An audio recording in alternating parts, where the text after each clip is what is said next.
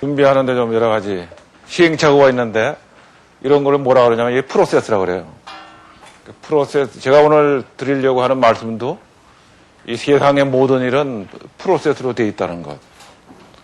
그 한마디 하고, 그 다음에 이 프로세스가 성공하느냐 안 하느냐 하는 거는 이 목표를 향해서 이 고객 만족이든 감동이든 이런 목표죠. 아마 여러분들의 인생 설계도 목표일 테고요. 그런 목표를 향해서 일을 하는데 혼자 하는 것이 아니고 많은 사람들이 또는 많은 부서가 또는 여러 회사가 그 여러 기관이 이렇게 같이 하게 되죠. 그럼 어떻게 하면 그 프로세스에 연결되어 있는 한 자리씩 하고 있는 사람들이 한 마음 한 뜻이 돼서 능력과 이 자기의 지혜를 다해서 그래서 가장 높은 성과를 낼 수 있겠나? 그것이 뭘까? 그걸 한마디로 얘기하면 리더십이라고 하죠. 그래서 제가 오늘 드리려고 하는 말씀은 리더십에 대한 얘기를 하려고 제목은 이렇게 뭐 식스시그마 뭐 이렇게 써놨지만은 그 얘기가 답니다. 저는 아까 그 소개해 주신 대로 기계공학과를 나왔는데 하다 보니까 안 한 일이 없어요. 그러니까 영업도 하고 구매도 해보고 무슨 그 연구개발도 하고 인력 관리도 해보고 이런 걸 다 했어요. 그러다 보니 그래서 이제 깨닫게 된 것은 결국 어떤 일이든지 그 프로세스라고 하는 것을 이해하면 그리고 거기에서 가장 중요한 고객이 누군가를 이해하고 그리고 함께 일하는 사람들이 누군가를 이해하고 어떻게 하면 한 방향으로 갈 수 있겠나 이렇게 이해를 하고 그렇게 하면 뭐든지 할 수 있다. 아마 여러분들은 그 변화의 시대에 살게 될 거기 때문에 아마 많은 일을 하게 될 거예요. 그리고 또 많은 다양한 사람하고 같이 일을 하겠죠. 그럴 때 그런 어떤 지혜를 갖고 하는 것이 좋겠나 하는 얘기를 제가 말씀드리려고 생각하는 거예요. 제가 마지막 작년 1년 동안에 인력개발원의 그 원장으로 있었기 때문에 여러분들이 그 예를 들어서 이제 삼성이든 어디든 기업에 취업을 했을 때 거기서 교육시키는 프로그램이 있죠. 그리고 교육을 시키면서 바라는 것들이 있는데 그런 것들을 정리하다 보니까 여러분들한테 미리 좀 말씀드리는 것이 여러분 인생을 설계하는데 그게 도움이 되겠다. 그래 생각을 해서 생각나는 것들을 좀 정리를 해봤습니다. 저도 항상 그 아쉬웠던 거는 저희들이 그 산업계에서 일할 때는 선배가 없었어요. 그러니까 농사 짓다가 어느 날 갑자기 그 기업을 이루게 됐기 때문에 산업화에 선배가 없으니까 들을 수가 없었어요. 그러니까 여러분들은 다행스럽게 이 30년, 40년, 50년 앞서가는 선배들이 계시죠. 만약에 그분들의 지혜를, 그분들이 가지고 있는 그런 지식을 여러분들이 미리 배울 수만 있다면 여러분들은 그 발판 위에 훨씬 빨리 더 크게 성공할 수 있잖아요. 처음부터 다져서 올라가는 방법도 있지만 그 더 중요한 것은 많은 사람들의 지혜를 그 경험을 그런 걸 얻어가지고 자기 거를 더 크게 하는 그게 굉장히 중요하다고 생각해요. 그러니까 오늘 드릴 말씀은 그 식스시그마를 얘기하는 거지만 사실 그거보다 더 중요한 것은 여러분들한테 그런 그 학습의 지혜, 리더십의 지혜, 그리고 함께 일하는 지혜 이런 것들을 함께 공유하려고 생각을 하는 겁니다. 그래서 오늘 처음 이제 말씀드릴 내용은 21세기의 승자의 조건은 무엇인가? 그 다음에 미국과 일본에서 한번 배워보자 하는 것이고, 그 다음에 식스시그마를 간단하게만 설명을 하겠습니다. 어차피 이건 공부하려고 그러면 그린벨트 하려고 해도 80시간은 해야 되는 거기 때문에 그렇게 안 되겠죠. 그 다음에 기업이 원하는 인재가 어떤 것이고, 균형 잡힌 인재상, 그리고 잃어버린 혁신 역량을 어떻게 회복할 것인가. 이런 그 얘기를 말씀을 드리겠습니다. 제일 먼저 이 세상이 굉장히 빠르게 변하고 있는데 왜 변하는가 하는 것이 키워드를 두 개만 뽑아봐라. 그러면 저는 이 정보의 그 스피드, 정보가 그 얼마나 지식이 얼마나 빨리 변해가는가 하는 데 대한 그 인식과 그리고 사람의 욕구가 어떻게 변하는가 하는 욕구 이 두 가지를 그 잘 알아야 된다고 생각해요. 이거 말고도 많은 세상을 변하게 하는 요인들이 있죠. 뭐 반도체 기술이다 뭐 이런 것도 있지만 그보다 더 중요한 것은 결국 이 하나는 지식이 빨리 변한다는 것과 인간의 욕구가 빠르게 변한다는 것, 이 두 가지예요. 그 지식은 어떻게 볼 수 있냐면 옛날에 농사 질 때 저희 아버님 같으면 할아버지 그 논밭에 나가실 때 그냥 손잡고 따라 나가서 그 하는 걸 1년, 2년, 3년 이렇게 보면 한 10년쯤 지나면 선생님이 돼가지고 자기도 평생을 먹고 살아요. 그죠? 그때 무슨 책 가지고 농사기술 공부하는 거 별로 못 보셨죠? 그러니까 그 안에도 그 된다고요. 그러니까 농업기술이라는 건 한 100년쯤 먹고 살 수 있다. 사실 그 산업사회 되면서 기계공학이라고 하는 것. 제가 배웠던, 학교 다닐 때 배웠던 기계공학의 그 지식을 가지고 사실 지금까지도 써먹고 있어요. 뭐 고체역과 그런 뭐 풀어봐라 이렇게는 못하지만 그런 발상을 가지고 사물을 보고 판단하고 하는 데는 문제가 없다고. 그런데 문제는 이 지식정보사회가 시작되면서 요즘 소위 얘기하는 IT 분야, 뭐 NT다, BT다, 한번 보세요. 새로운 변화하는 데는 한 달만 듣지 않으면 그 다음에 얘기가 안 돼요. 여러분들은 그 CTO라는 거 있잖아요. 그 기술 총책임자. 제가 그거를 그 5년 동안 했어요. 그 삼성그룹의 CTO들이 다 모이잖아요. 그럼 많은 분야의 다양한 기술을 가진 사람이 모이죠. 근데 그분들하고 회의를 하려고 하면 특히 IT나 NT나 BT 하시는 분들이 참여하는 회의에서 얘기를 들으려고 하면 생소한 용어가 막 나오는 거예요. 약자도 막 바뀌죠. 똑같은 단어인데 이 해석이 다 틀리고 업체 이름도 새로운 게 막 나와요. 뭐 작년까지는 없었는데 지난달까지 없었는데 나온다고요. 왜냐하면 새로운 것들이 막 그 태어나기 때문에 그런 것이죠. 그러니까 이제는 한 달만 이 분야의 그 전문적인 용어 그런 것들을 접하고 있지 않으면 이 회의를 할 수가 없다는 거예요. 그래서 요즘은 지식의 유효기간이 반감기가 뭐 1년이다, 6개월이다 그러잖아요. 만일에 1년이라면 여러분 여기서 열심히 배우고 나가면 졸업하자마자 그 다음 해가 되면 반도 모르는 거예요. 그죠? 2년 차가 되면 한 10%, 20%밖에 모르는 거예요. 반감기가 6개월이라면 한 1, 2년 지나면 제로예요. 그죠? 그러니까 이제는 여러분들이 무슨 지식을 열심히 배워갖고 이거 가지고 평생을 살겠다 이런 생각을 해봐야 아무 소용이 없다는 거죠. 그래서 미국에서 제일 중요시 여기는 것이 평생 학습이에요. 여러분들은 여기서 학습의 능력을 배우는 것이고 앞으로 변해가는 이 세상 속에서 함께 서로 교류하고 네트워킹해서 공유하면서 협력하면서 살아갈 동료들을 그리고 함께 일하는 지혜를 방법을 깨달아야 된다는 것이 바로 이 지식이 이렇게 빨리 변하고 있다는 데서 여러분들이 그걸 읽어야 돼요. 아, 다른 한 건 몰라. 아무 소용이 없어요. 그죠? 그 다음에 두 번째는 인간의 욕구가 변하는 거예요. 이건 메슬로가 인간 욕구 5단계 그래서 만들어 놓은 거죠. 1950년대, 60년대 우리나라 산업화가 막 시작됐을 때 농촌에서 먹고 살 게 없어가지고 굶어 죽는 사람들이 많았죠. 그래서 할 수 없이 보따리 사들고 서울에 와가지고 취업을 하려고 하면 그때 조건이 뭐였냐면 먹여주고 재워주고 철 따라서 입을 옷을 마련해주면 뭐든지 하겠습니다. 그게 조건이었어요. 그래도 굶는 사람보다 낫다는 거죠. 그런 시대가 바로 생리적 욕구, 의식주를 만족시키는 시대잖아요. 그게 안전의 욕구라는 거는 그런 상태가 좀 계속됐으면 좋겠다. 이런 생각이고요. 그리고 그것이 연애도 돼요. 그래서 한 3,000불 좀 타고 올라가면 이제 먹고 입고 자는 데는 큰 걱정이 없잖아요. 그럼 그 다음부터 뭘 하게 돼요? 주위를 돌아보고 나는 이 조직에서 이 사회에서 어떤 존재인가 어떻게 인정받고 있는가 그런 생각을 하게 되는 거예요. 여러분들도 회사에 들어가면 아마 제일 먼저 생각하는 게 야, 우리를 어떻게 존중해 주나 그 생각부터 하겠죠.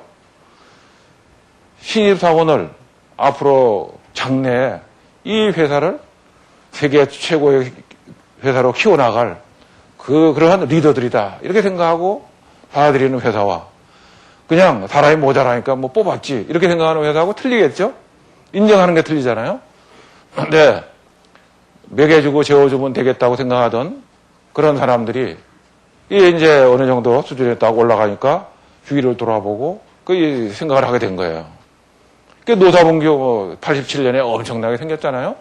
우리나라 1987년에 3,200부를 넘어서 처음으로 3,000불 시대에 들어갔는데 그때 이제 그런 일이 생겼죠. 그때 얘기 중에 아주 제가 지금도 기억하는 용어가 얘기가 있었는데 그게 뭐냐 하면 사장님 제가 이렇게 항의를 안 할 수가 있겠습니까? 저희들은 콘베어 라인 앞에서 그 작업을 하느라고 하루에 10시간, 11시간 이렇게 일을 하고 더운데 땀 흘리면서 일을 하고 있는데 우리가 받는 봉급하고 사장님이나 사무실에 계시는 간부님들이 일하시는 걸 보니까 뭔가 하루 종일 모여서 그냥 말로 떠들다가 볼펜 들고 어디다 소리에다 이렇게 사인밖에 하는 게 없는데 그러고도 왜 우리보다 많이 받습니까? 땀 흘려 이렇게 열심히 일하는 사람보다 왜 볼펜 갖고 사인하는 게 더 많이 받습니까? 이해가 안 갑니다. 거꾸로 돼야 됩니다. 이거였어요. 여러분들도 그런 생각이 들만도 하다고 느껴지죠? 그냥 이렇게 보면 저 사람들은 에어컨이 되어 있는 방에 그냥 앉아가지고 설명 듣고 사인하고 내 사인하라 그러면 내가 24시간 사인해도 좋겠다. 이렇게 얘기를 하겠죠. 근데 한국 사람들은 이 시기를 참 잘 넘겼어요. 물론 지금도 일부 대기업에 여러 가지 문제가 있지만은 대부분의 한국 사람들은 굉장히 그 두뇌가 좋고 그리고 역사적인 우리 DNA가 좋은 DNA를 갖고 있기 때문에 금방 극복해서 이 경제적인 그 성장은 계속했죠. 왜? 뭘 아는가? 부가가치 창출이 다르구나. 회사의 방향을 정하고 전략을 정하고 그리고 이 고객을 새로운 시장을 개척하고 새로운 전략을 세워서 성공시키고 새로운 신제품을 개발하고 하는 것이 얼마나 부가가치를 만들어내는 것인지 그거를 금방 깨닫게 된 거죠. 그러니까 가치 생산에 따라서 급여가 다르구나 하는 것을 이제 금방 인식하니까 대부분 잘 돌아가게 됐어요. 근데 문제는 이제 10,000불 가까이 와가지고 우리가 10,000불에 1995년에 10,000불에 도달해가지고 지금 10년 됐죠? 이제 신문마다 난리잖아요. 우리는 언제까지 10,000불 시대에 머물르느냐. 환율 때문에 올라가는 것도 20,000불로 칠 수 있느냐 이런 얘기를 많이 하고 있는데 그 왜 그러냐면 모든 선진국들이 10,000불 시대에서 반드시 고난을 한번 겪어요. 그래서 마의 10,000불의 벽 이렇게 얘기하죠. 거기서 빠른 나라도 5년 내지 6년이 걸렸어요. 늦은 나라는 영원히 못한 나라도 있고요. 이 선진국들도 10년, 15년 이렇게 걸려서 20,000불까지 올라갔죠. 우리도 앞으로 5년 내에 성공하면 아마 세계에서 제일 늦었다 이렇게는 안 들을지 모르죠. 그런데 이것이 왜 생기냐 그거예요. 왜? 그것은 이 10,000불쯤 되면 사람들이 존경의 욕구, 자아실현의 욕구가 올라가기 때문에 생기는 현상이에요. 여러분들은 이 존경받고 싶고 그렇죠 지금 그리고 내 꿈을 이루고 싶고 그런 시대에 살고 있어요. 옛날에 70년대 이 판타롱 미니스커트 이런 것들이 유행할 때 길거리 나갔다가 미니스커트나 판타롱을 안 입으면 창피해서 집에 외출을 못했다고. 요즘은 거꾸로죠. 밖에 나갔다가 내하고 똑같은 옷을 입었거나 머리 스타일 똑같이 했거나 뭘 똑같이 갖고 해서 기분 나쁘다고 오늘 재수없어 그러고 돌아와갖고 다시 하고 가잖아요. 남하고 똑같아야 되는 시대가 아니고 이제는 남과 달라야 되고 남과 다르면 남이 나를 알아주고 나는 내 자신의 꿈을 이루는 그런 그 작은 성취를 맛보기 때문에 그런 시대가 된 거예요. 그러면 이 존경의 욕구 시대라는 건 어떤 의미를 가지고 있느냐? 10,000불에 도달했다는 뜻은 바로 우리가 옛날에 왕보다도 더 좋은, 더 높은 생활 수준에 도달했다는 뜻이고 그 옛날에 왕 또는 우리나라로 치면 양반 중에서 높은 그 계급에 있던 사람들은 그래서 예술도 하고 그때 시도 쓰고 그림도 그리고 또 음악가 불러다가 음악도 즐기고 이런 거 다 했잖아요. 그게 다 왜 그래요? 그게 이 존경받고 싶은 욕구, 자아실현을 하고자 하는 욕구 이런 것들이죠. 그런데 지금은 모든 사람들이 만불에 도달하니까 모든 국민이 한 사람 한 사람이 다 그런 의식을 갖게 된 거예요. 제가 이 정조대왕이 그 수원의 사도세자의 능을 참배하기 위해서 이제 가는 능행도에 있는 기록들을 이렇게 보니까 뭐가 나오느냐면 아침 식사 그래가지고 뭐 밥 반 그릇 예를 들면 뭐 생선 반 토막 뭐 사과 반쪽 이런 그 식단이 다 있어요. 그래서 그걸 내용을 이렇게 강화 보니까 여러분들이 가끔 가서 먹는 한정식보다 훨씬 못한 거죠. 점심도 그렇고 저녁도 그렇고 한번 비교해 보세요. 여러분들 관심을 가지시면 한번 보고 야 내가 어제 하루 종일 먹은 거하고 우리 임금님이 옛날에 뭐 자신 거하고 도대체 어떤 차이가 있나 한번 보세요. 여러분들이 훨씬 다양하고 훨씬 맛있고 훨씬 그 좋은 걸 먹고 있죠. 그러니까 그만큼 이제 만불의 시대가 되면 모든 사람들이 이제는 먹고 자고 하는 것도 시작해서 인정받고 하는 정도는 다 이제 졸업한 것이고 이제는 이 남으로부터 존경받아야 되겠다. 그리고 내 인생의 꿈 이거를 이루어야 되겠다. 이런 생각을 하게 되는 거예요. 그래서 여러분들도 그런 꿈과 그런 그 존경의 욕구 이런 걸 가지고 지금 생활하고 공부를 하고 있는 거잖아요. 근데 문제는 이 존경받고 자아실현을 받으려고 하기 때문에 어떤 고객이 하나 오면 물건이 싸다 뭐 좋다 이런 것보다 더 중요한 게 뭐예요? 들어온 고객을 우선 왕으로 이 존경을 표시해 줘야죠. 들어오는 사람들이 야 정말 여기 오니까 대접받는다 존경받는다 이런 느낌이 들도록 안 하면 다시는 안 가잖아요.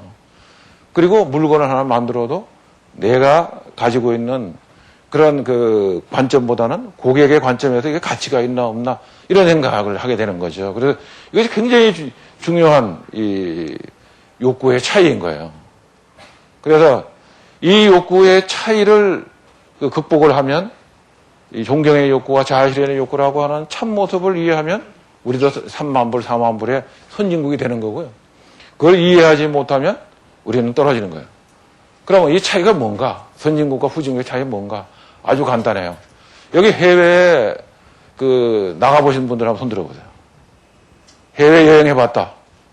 해외 연수를 갔든 뭐 하든 뺏어가지 않을 테니까 한번 용감하게 손 들어보세요. 이렇게 해외 나가보신 분이 없으세요? 손 들어보세요.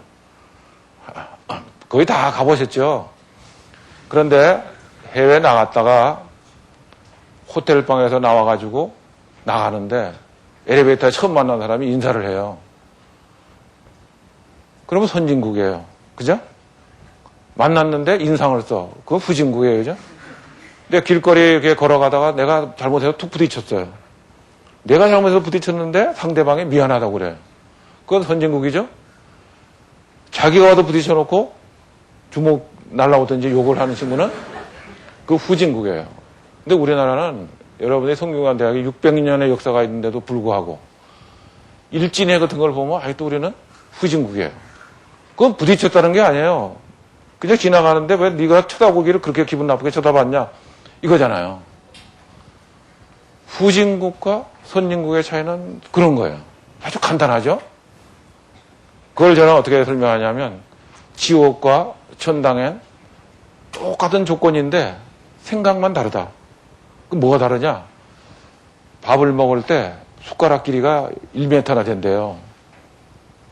그런데 자기 이 1m 되는 걸 손에 붙여놨기 때문에 어떻게 뛸 수가 없대. 근데 지옥에 있는 사람들은 그걸 갖고 자기가 먹으려고 그러니까 죽어도 안 들어가지 이게. 그러니까 다 굶어서 고생을 하고 있고 천당에 있는 사람들은 자기 먹을 생각 안 하고 다 다른 사람한테 맛있는 거 주려고 이렇게 노력하다 보니까 다 배불리 먹고 행복하다는 거예요. 숟가락 하나 가진 건 똑같잖아요. 1m짜리. 선진국과 후진국의 차이는 저 존경의 욕구를 나만 존경받겠다, 내 꿈만 이루겠다 생각하는 동네는 후진국이고 내 꿈을 이루려면 먼저 남의 꿈을 이루도록 도와줘야 되겠다. 내가 존경받으려면 먼저 남을 존경해야 된다. 아주 간단한 요걸 이해하면 사실은 서로 행복하게 되는 거예요. 제가 이렇게 많은 시간을 들여서 이 말씀을 드리는 이유는 딱 하나예요. 아까 맨 처음에 말씀드렸죠. 세상의 모든 일은 프로세스로 되어 있다. 프로세스에 많은 사람이 걸려 있다. 내 앞에 있는 사람, 내 뒤에 있는 사람. 이 사람들은 다 하나같이 존경받고 싶고 꿈을 이루기를 원한다. 내가 먼저 앞에 있는 사람, 뒤에 있는 사람, 같은 프로세스에 일하는 사람들한테 존경과 꿈을 이루도록 도움을 드리면 그 사람들이 다른 사람한테도 마찬가지로 도움을 주고 먼저 이루라고 할 것이다. 그러면 그 프로세스가 잘 되겠어요? 안 되겠어요? 이것이 바로 여러분들이 이 세상을 살아가는 데 가장 중요한 지혜고 기업에 들어가서 성공하기 위한 가장 중요한 키워드라고 생각을 해야 돼요. 모든 일은 혼자 할 수 있는 것이 없다. 왜? 지식도 어마어마하게 빠르게 변하고 다양하게 탄생하고 있기 때문에 혼자 다 할 수 있는 일은 아무것도 없다.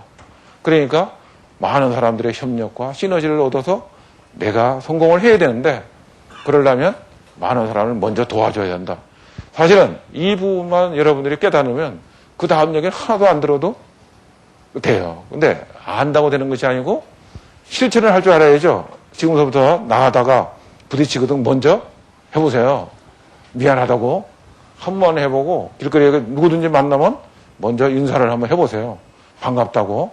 그러면 여러분들은 모두로부터 사랑을 받고 여러분들이 하는 일은 다 성공하는 그런 일이 될 거예요.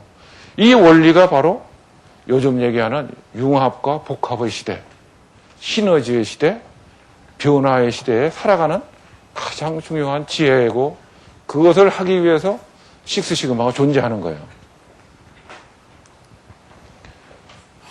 이 세상의 기술이 빨리 변하다 보니까 지금 시대를 레디컬 이노베이션의 시대라고 그래요. 세계 연구소장들이 2003년에 모여가지고 이 시대는 어떤 시대인가 이렇게 해봤더니 결국 이 세상에 없는 걸 개발하고 5배, 10배 성능이 개선된 거, 이 값이 싸져도 절반으로 뚝 잘라져서 싸진 거 이런 거를 하지 않으면 이제는 세계에서 살아남기 어렵다. 그리고 그것을 이노베이션이라고 얘기를 안 한다는 거예요. 그러니까 이런 걸 하려고 그러면 결국 융합과 복합, 혁신 역량이 굉장히 중요하다. 근데 이걸 하려고 그러면 기술을 융합하는 기술 개발력이 여러 가지 기술을 하나를 엮어내는 기술 융합력이 하나 있어야 되고 그것이 고객의 가치, 고객의 존경 여기에 연결을 해줘야 되니까 결국 마케팅 능력하고 함께 만나는 지점에서 성공이 나온다. 그러니까 여러분들도 여기 계시면서 나는 이공계니까 이쪽에 인문계에 몰라도 된다. 이렇게 생각하지 마시고 이제 서로 한 자락씩 배워야 돼요. 그죠? 미국의 유명 대학에 가보면 이제는 전공이 없어졌다고 그래요. 그래서 교수님들이 굉장히 바쁘다 그러죠. 왜 전공이 없냐 이렇게 물어봤더니 이 세상이 이렇게 빨리 변화되고 있는데 어떻게 지금 한정된 부분만 딱 가르쳐갖고 내보낼 수 있겠냐 그래요. 한 사람 한 사람의 학생이 앞으로 40년, 50년 인생을 살아갈 텐데 거기에 어떻게 적응할 수 있는가 하는 아주 기본적인 그 소양을 키워서 내보내야 되는데 어떻게 단정적으로 요거만 하면 된다고 내보낼 수 있겠냐.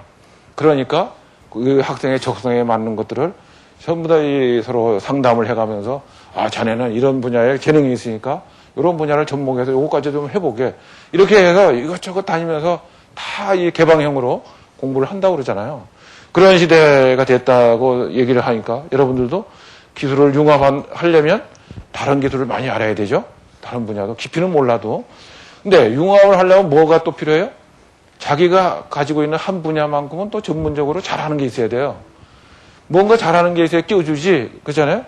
같이 어디 놀러 가도 한 친구는 노래를 잘하고 하나는 게임 준비를 잘하고 뭘 잘하고 이래 뭔가 장기가 있어야 끼워주지. 아무것도 모르고 나는 뭐 시키는 대로 할게 안 끼워주죠. 그죠? 그러니까 그런 것들을 중심으로 해서 융합을 하고 그러면서도 시장을 알아야 되고 이쪽으로 하시는 분들은 기술을 알아야 되고 그래서 그냥 뭐 개론 정도 알면 된다 이런 게 아니고 정말 관심을 가지시고 깊이 교류를 하고 배우고 이런 시대가 됐다. 그러다 보니까 아까 제가 말씀드렸죠. 이 세상이 빨리 변하니까 어느 분야에서든지 나는 그냥 챙긴다고 생각하면 안 되고 리더가 돼서 그러한 큰 꿈을 이루거나 어떤 목표를 향해서 많은 사람들과 함께 일을 하는 그런 리더십을 가지는 게 더 중요하다. 그 얘기를 말씀드리려고 이 그림을 그려놨어요. 이거 설명을 안 드려도 금방 알겠죠? 매니저라는 건 뭐예요? 매니저라는 건 주어진 조건 속에서 그것을 주어진 자원을 가지고 그 목표를 달성해 나가는 그 관리를 하는 거예요. 그런데 그 환경이 어떤 환경이냐면 우리가 소풍 가거나 야유, 그런 거죠. 간단한 거예요. 그러니까 야유에 가기로 해놓고 가다가 도시락을 못 갖고 갔어. 잊어먹었어. 큰일 났나요? 큰일 난 건 아니죠. 가다가 안 되면 뭐 식당에서 걸리다 빵 사갖고 나눠 먹던 그 해결이 되잖아요. 그런데 디지털 시대라고 하는 것은 이 에베레스트 산을 올라간다. 남극을 간다. 이런 거예요. 근데 거기 가서 여기서 먹구름이 오는데 후퇴할까? 여기다가 천막을 치고 머무를까? 전진할까? 그거 잘못 판단하면 어떻게 돼요? 같이 몇 사람이 죽든지 아니면 성공을 하든지 큰 피해가 생기는 거죠. 이제 변화라고 하는 것은 그냥 소풍 가는 것 같은 그런 변화 시대가 아니고 이제는 정말 이 극한과 극한을 달리는 그런 시대가 되기 때문에 이 리더십이 굉장히 중요하다. 그래서 회사마다 리더를 뽑고 양성하고 키우기 위해서 굉장히 노력을 하는 거예요. 그래서 이제 기업의 경쟁력의 원천을 보면 이 프로덕트의 경쟁력, 어떤 제품, 어떤 기술을 가졌나, 그리고 일을 어떤 방법으로 어떤 프로세스로 하는가, 그리고 어떤 사람으로 어떤 인재들로 구성되어 있나, 이렇게 이제 그 3P의 경쟁력이 굉장히 중요하죠. 여러분들은 이 인재 전쟁의 중심 시대에 왔기 때문에 정말 중요한 자원이고 경쟁력의 원천이죠. 그러니까 여러분들이 어떤 생각을 갖고 어떤 공부를 하고 어떤 능력을 갖추느냐 하는 것이 그 기업의 그 성패에 좌우되기 때문에 굉장히 중요한 거예요. 그래서 옛날에는 무엇을 할까? 와투드의 시대에서 하우투드의 시대, 그리고 후투드, 이제 누가 하는가, 이런 시대가 됐어요. 삼성이 93년에 신경영을 하면서 다 바꿔보자. 이라는 말, 지뢰로 가자. 뭐 이런 얘기를 했는데 그게 뭐냐면 프로세스를 올바르게 하자. 이런 얘기였고요. 최근에 와가지고 5년 뒤, 10년 뒤에 뭐 먹고 살까? 그런 이제 화두를 가지고 하다가 갑자기 그 뭐 하면 되겠다는 얘기는 없어지고 인재를 확보하자고 그래 바뀌었잖아요. 왜 그러냐면 5년 뒤, 10년 뒤에 무엇이 될는지 아무리 생각을 해봐도 지금 그림을 그릴 수가 없는 거예요. 그러니까 그림을 그리는 것보다 어떤 변화가 오더라도 능동적으로 대응할 수 있는 리더가 될 수 있는 인재들을 확보하고 키우고 하는 것이 살 길이다. 이런 얘기가 이제 된 거죠. 그래서 지금까지 드린 말씀을 한번 정리를 해가지고 리더, 21세기에 성공하는 리더가 되기 위해서 어떤 그 키워드를 여러분들의 무기로 해야 되는가 하면은 가장 중요한 거는 변화를 인식하는 것. 앞으로 어떤 변화가 올 것이다. 그 다음에 그리고 거기에 따라서 실행하는 거예요. 변화.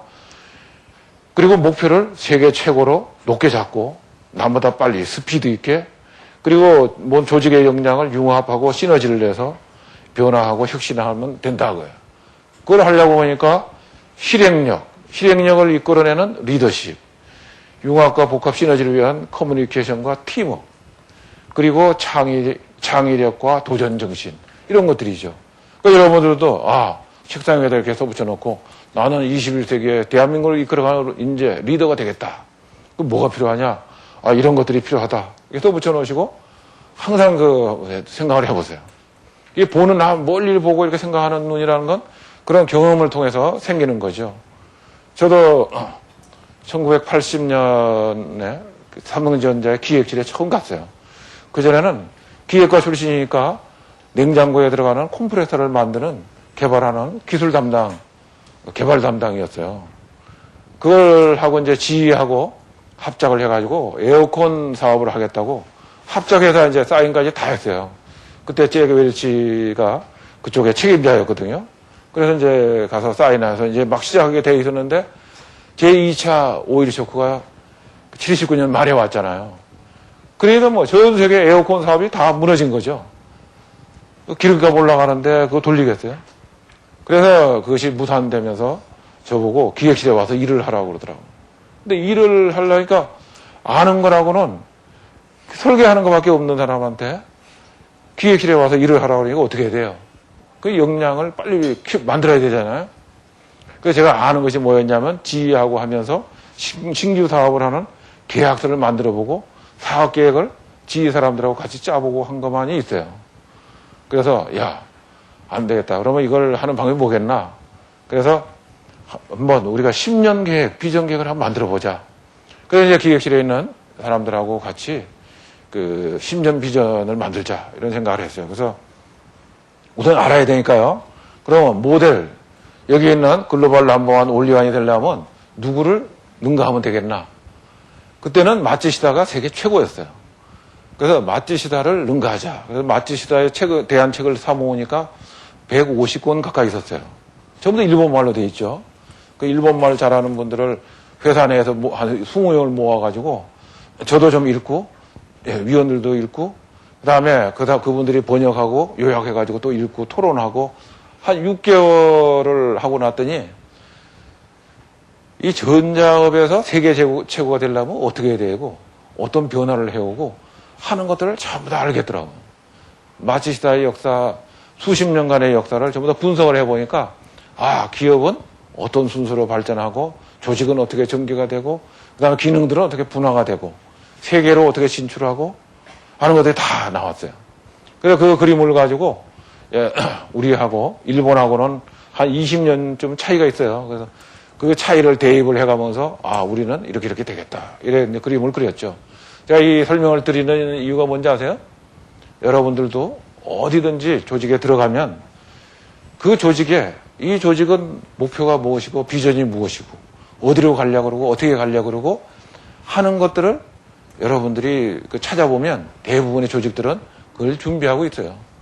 그게 만약에 없으면 또 여러분들도 그런 생각을 해가면서 선배들하고 얘기하고 하면서 여러분들을 이렇게 조율을 해야 되는 거예요. 그죠? 그래서 10년 비전을 준비를 하고 났더니 이제는 업계가 어떻게 전체의 흐름도 알고 회사가 어디로 가야 되는지도 알고 이런 일을 할 수 있게 돼 있잖아요. 그래서 이게 아무리 모르는 영역이라 할지라도 자기가 생각을 하고 공부를 하고 하면 한 1년 정도만 노력하면 그 분야에서 그래도 한 소리 할 수 있는 정도까지 이게 되는 것이 세상 일이구나 그런 생각이 들었어요. 그래서 여러분들도 어디 가든지 나중에 겁먹지 마시고 나는 이 전공하고 전혀 틀려. 어떤 일을 만나더라도 용기를 잃지 않으면 그런 생각만 가지면 여러분들도 인류 인재가 될 수 있겠죠. 근데 미국하고 일본 얘기를 잠깐 해보죠. 우리나라가 1997년에 IMF가 됐어요. 그래서 난리가 났었죠. 많은 사람들이 직장을 잃고 그래서 4, 5정 5, 6도 나오는 것도 다 이것 때문에 나오는 거 아니에요? 그래서 제가 이제 일본에도 틀림없이 이런 시대가 있었을 거다. 연구를 해봤어요. 일본의 올림픽이 1964년, 한국이 88년, 24년 차이겠죠?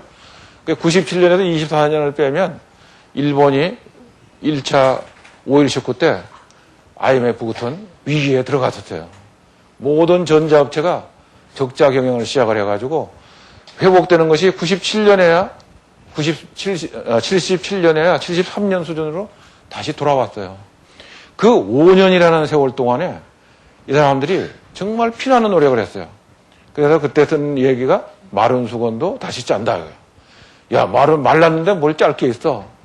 여러분들 여기 기초과학을 하시는 분들도 여기 아마 저쪽 화면 속에는 계실 것 같은데 학문적으로 얘기해 보세요. 바짝 말른 수건도 딱 거기 걸어놓으면 주위에 있는 습기를 빨아들여가지고 습도 올라가요. 그죠? 습기가 생기는 거예요.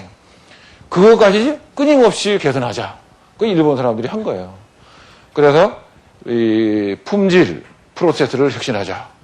그래서 제조 부분에서만 하던 거를 전사적으로 하자. 사람을 뽑을 때도 사람의 품질을 올바로 뽑자. 물건을 살 때도 물건의 품질을, 설비를 살 때도 설비의 품질을, 모든 부분의 품질을 최고로 하자. 그런 것이 TQC, T자 토탈이라는 말이 붙었어요. 그리고 생산성 혁신, 그 다음에 프로세스 혁신, 원가 혁신, IV 이런 거 전부 다 도입했죠. 여러분들도 기회가 있으시면 모든 그 일에 제일 중요한 것은 원가 의식이잖아요. 경제관념이잖아요. 그걸 알려고 그러면 이런 것들을 알아야 돼요. 산업공학과 가치공학 이런. 이 프로세스 중에서 일하는 방법이죠. 제일 유명한 것이 도요다 생산 방식이에요. 왜 도요다가 승승장구를 하고 GM 포드가 저렇게 형편없이 떨어지는가? 그 일하는 방법의 차이, 원가 차이가 생기는 거잖아요. 아주 간단해요. 도요다는 회사 안에 재고가 많이 있으면 그걸 이자 내야죠. 재고를 관리하기 위해서 창고를 갖고 있어야 되죠. 이게 전부 다 돈이라고 생각한 거예요. 그러니까 낭비라고 생각한 거죠. 그러면 그 작업하시는 분들이 50명이 있으면 그전에는 한 5,000개쯤 갖고 한 사람이 한 100개씩 가지고 작업을 했는데 야, 이걸 한 사람이 한 개씩 가질 수 없을까? 이런 생각을 했어요. 도요타에서는 한 공장에서 한 개씩만 가지고 일을 하고 끝나면 남겨주고 끝나면 남겨주는데 끊임없이 돌아서 그 100% 효율이 좋도록 그렇게 돌아가는 거죠. 그러니까 이길 수가 없잖아요. 미국 사람들이. 그것이 바로 도요타 생산 방식이에요. 일본에는 차고를 가지지 않으면 자동차를 살 수가 없어요. 우리는 그냥 무조건 사가지고 길거리 세우기도 하고 그러지만 일본에서는 우선 내 차고가 여기입니다 하고 사진, 증명서를 발급받아야 차를 가져올 수 있어요. 그래서 차고지를 신고함과 동시에 허가 받을 때까지 꼭 15일이 걸린대요. 그러면 제일 좋은 방법은 차고지를 신청함과 동시에 주문을 받아서 15일 내에 만들어서 그날 딱 갖다 주면 회사에는 재고가 하나도 없겠죠. 그래서 도요타가 해낸 방식은 14일 만에 자동차를 출고하는 거예요. 14일 만에 자동차를 만들어서 갖다 주는 거예요. 그렇게 하기 위해서 그걸 제로로 만든 거죠. 그러니까 어느 회사보다도 더 빨리 효율적으로 하는 시스템을 만든 거예요. 여러분들도 앞으로 이걸 하려고 그러면 간단해요. 뭐 하냐면 이 일을 안 하면 내가 죽나? 이 일을 안 하면 회사가 망하나? 그렇게 물어보는 거죠. 우리 정부에서도 왜 규제를 많이 한다고 하잖아요. 근데 규제를 하는 사람들한테 이 규제를 안 하면 나라가 망하나? 이렇게 물어보고 안 망해? 그럼 없애면 아마 우리나라 굉장히 생산성이 올라갈 거예요. 근데 그런 그 의식을 가지고 프로세스를 보는 게 아니고 그냥 하던 일을 계속 하고 있으면 하는 일마다 복잡하게 되고 어렵게 되는 거죠. 아마 여러분들도 경험 많이 할 거예요. 그죠? 요즘에 하던 일 없어진 거는 굉장히 편한데 안 하던 거 하라 그러면 굉장히 열받잖아요. 그죠? 그와 마찬가지로 이 혁신이라고 하는 것도 그러한 것이다. 그래서 70년대 중반에 이 고생을 한 일본 사람들이 그 품질 혁신에 성공하고 생산성 원가 혁신에 성공해갖고 싸고 좋고 빠르게 만들기 시작했어요. 그래서 막 긁고 미국으로 갔죠. 그래서 미국 회사들이 뭐가 생겼냐면 산업 공동화라고 하는 것이 생겼어요. 그래서 미국 사람들이 한 일이 뭐예요? 회사를 문을 닫든가 아니면 그 동남아로 이전하든가 그런 거예요. 그래서 한국이 요즘 와가지고 산업 공동화 때문에 얘기 많잖아요. 여러분들 제일 걱정이 뭐예요? 취업을 할 기회가 점점 줄어든다는 것. 그런 거잖아요. 그러니까 이 취업의 기회를 어떻게 하면 만들어내는가 하는 것이 굉장히 중요한 시기가 되는데 산업공동화가 똑같아요. 미국이 했던 거를 우리가 배우면 우리도 잘할 수 있어요. 미국의 위협은 누구 때문에 생겼어요? 일본 때문에 생겼어요. 한국의 위협은 어디서 생겼어요? 중국 때문에 생겼어요. 그죠? 자, 그러면 미국이 일본 때문에 생긴 위기를 극복했던 지혜를 우리가 배우면 우리도 잘할 수 있다. 그렇게 되는 거죠. 그래서 미국 사람들이 용어로 리스트럭처링 다 잘하려고 하지 말고 내가 1, 2등 할 수 있는 것만 한다. 여러분들도 지금이라도 늦지 않았어요. 여러분들의 적성, 취미, 내 능력 이런 걸 보시고 내가 무엇을 하면 한국에서 1, 2등, 세계에서 1, 2등 할 수 있을까? 내가 제일 잘하는 것이 무엇일까? 그런 거 한번 생각해 보세요. 저는 정말 놀란 게, 대학에 다니시는 분들한테 전교학신문에서 앙케이트 조사를 했더니, 물경 62%가 가능하다면 전공을 바꾸고 싶다. 그런다는 거예요. 그건 뭐예요? 자기의 적성, 자기의 능력, 이런 거 하고 지금 하는 일이 안 맞는다고 생각하는 거잖아요? 근데 여러분들은 앞으로 살 날이 얼마나 많은지 아세요? 평생, 옛날에는 한 60살까지 일하고 그다음에 놀면 됐고, 최근에는 수명이 80대로 늘어가지고, 퇴임하고 나서도 뭐 20년, 30년 사는 거지만, 여러분들 시대는 아마 120살까지는 살 거예요. 그러니까 지금서부터 살아야 될 날이 100년은 가까이 있는데, 그렇죠? 100년 가까이를 자기가 정말 잘할 수 있는 것, 정말 자기 적성에 맞는 것, 자기 취미에 맞는 것, 자기가 좋아서 하는 것, 이런 걸 하지 않고 100년을 살 수 있겠어요? 그러니까 여러분들도 그런 측면에서 과감하게 장래에 대해서 설계하고, 그리고 용감하게 도전하고, 야, 지금까지 해놓은 게 있는데 내가 이 바꾸면 내가 어떻게 될까? 이런 생각을 다 떨치시고, 세상은 변하기 때문에 여러분들이 안 바뀌어도 세상이 먼저 바뀌어버리기 때문에 뒤따라가려면 어렵다는 거예요. 그죠? 그래서 제가 옆으로 이제 얘기가 좀 나갔었는데요. 그래서 1, 2등 할 거만 남겨라. 그런 거 하고, 그 다음에 리엔지니어링. 가장 빠르게, 가장 효율 있게 만들자. 하는 그거예요. 그래서 하다 보니까 이렇게 하려면 어떻게 하냐고 했더니, 야, 일본하고 똑같아요. 일본처럼 T자를 붙였죠. 포드 생산 방식은 이 콘베어 위에서 분업화해서 했어요. 옛날에 자동차를 만들 때는 어떻게 했어요? 자동차에 아주 전문가, 장인이 혼자 앉아가지고, 이 2달에 한 대 만들고, 석 달에 한 대 만들고, 그래서 한 대가 막 엄청나게 비싸게 팔고, 이렇게 했죠. 그러다가 이 포드 같이 쳐다보니까, 야, 이렇게 훌륭한 차를 왜 그렇게 하냐. 싸고 좋게 만들어서 온 국민이 다 타고 다니자. 그래서 T형 칼을 만들 때, 콘베어 벨트 라인을 만들었어요. 혼자 하면 어렵지만, 혼자 하던 일을 100명이 하고 200명이 300명이 하면 한 사람 한 사람 하는 일은 굉장히 간단해요. 그냥 나사 하나 이게 좋으면 되는 일도 있고 용접 하나 하면 되는 일도 있고 물건 갖다 붙이면 되는 일도 있고 간단하잖아요. 저도 옛날에 그걸 이해를 못했었어요. 제가 처음에 한국비료로 들어가서 그리고 이제 삼성전자에 가게 됐는데 한국비료는 이해를 했는데 삼성전자에 테레비를 조립한다고 해요. 난 테레비 하나도 모르는데 그거 어떻게 조립하자. 냉장고를 만든대요. 냉장고에 냉자도 모르는데 어떻게 하냐. 근데 실제로 이렇게 가보니까 한 500명이 나눠져 가지고 한 부분씩 맡아서 하니까 하나하나는 동작이 아주 간단해요. 그냥 이렇게 집어넣어서 이렇게 돌리면 되고 이런 거밖에 없는 거예요. 그것이 바로 포드의 생산 방식이었거든요. 그거를 뭘로 바꿨어요? 도요다식 방식으로 바꿨는데 이름은 미국 사람들이 창피하니까 도요다라고 못 쓰고 린 프로덕션 시스템. 린이 뭐예요? 요즘에 이 사람들이 다 원하는 거죠. 어떻게 하면 살 좀 뺄까? 그 살을 많이 빼자 그래요. 그죠? 군더더기를 빼자. 그런 걸 만든 거죠. 그리고 이 개발을 하는데도 순차 개발. 콘커런트 엔지니어링이에요. 이게 뭐냐면 미국의 자동차를 만드는데 60개월, 70개월 그래도 새로운 차 하나를 만들어요.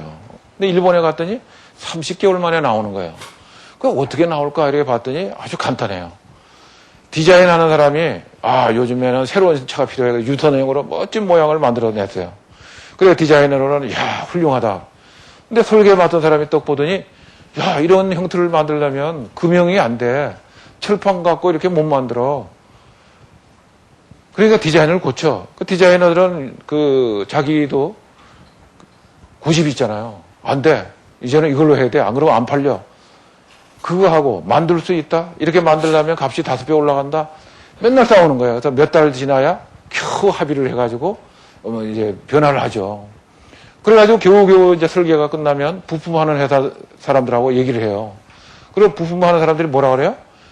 이런 부품 값을 2배 주십시오. 이건 납기를 2배 주십시오. 이건 뭘 더해 주십시오. 이거 싸우는 거예요, 또.